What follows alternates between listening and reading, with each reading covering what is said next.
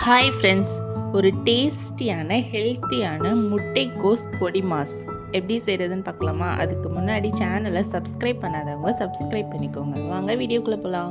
ஒரு கடாயில் 1 table spoon எண்ணெய் விட்டு அது கூட 1 டேபிள் ஸ்பூன் கடுகு உளுந்த பருப்பு சேர்த்து பொரிஞ்சதும் இது கூட கொஞ்சமாக கருவேப்பிலையும் நறுக்கி வச்சுருந்த ஒரு பெரிய வெங்காயத்தையும் சேர்த்து ஒரு வதக்கிக்கலாம்.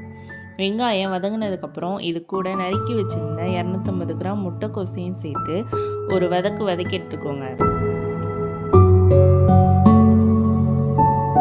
இது கூட நறுக்கி வச்சுருந்த 4 பச்சை மிளகாவையும் சேர்த்து தேவைக்கேற்ப உப்பும் சேர்த்து ஒரு வதக்கிக்கோங்க.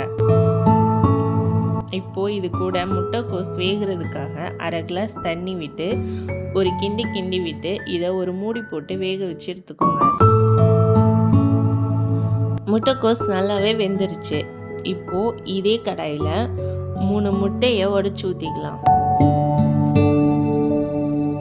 உடச்சி ஊற்றின முட்டையை ஒரு கிண்டி எடுத்துக்கோங்க.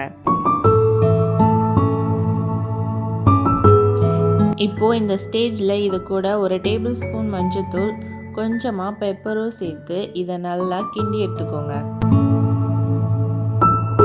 அடுப்பை லோ ஃப்ளேம்லேயே வச்சு இப்போது முட்டைக்கோசையும் இது கூட சேர்த்து நல்லா கிண்டி விட்டு எடுத்துக்கலாம். முட்டையோட பச்சை ஸ்மெல் போகிற அளவுக்கு அடுப்பை லோ ஃப்ளேம்லேயே வச்சு இதை ஒரு 3 நிமிஷம் கிண்டி விட்டு எடுத்துக்கோங்க. அவ்வளோதாங்க, டேஸ்டியான ஹெல்த்தியான ஒரு முட்டைக்கோஸ் பொடி மாஸ் ரெடி.